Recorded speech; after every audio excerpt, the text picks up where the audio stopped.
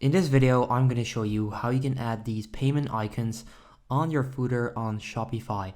So let's just jump into the backend, and then you want to go to your online store right here. Make sure you select themes and then click on customize right there. Now this will send you over here where you can go into sections and then scroll down and click on your footer.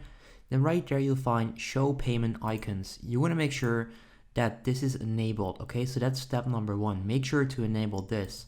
Now next up, you want to go back to Shopify and then go into your settings and then find payments right there. And you can actually add all different payments on here. And these are the payments that will also, these are the payment icons that will also show up right here. As you can see right there, if you take a look at these and then at these, they're the same. So click on manage right there. And you can then select them if you want to, or deselect. For example, if I only choose American Express right now and click save and then go back to the store, these should actually disappear. So all you need to do is add the payment options on here and make sure that it's enabled on your theme settings. If I just refresh this, there you go. These actually disappear.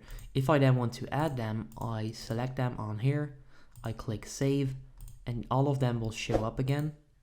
If I just hit refresh, you'll see that that works. Okay, it's probably not saved yet. There we go.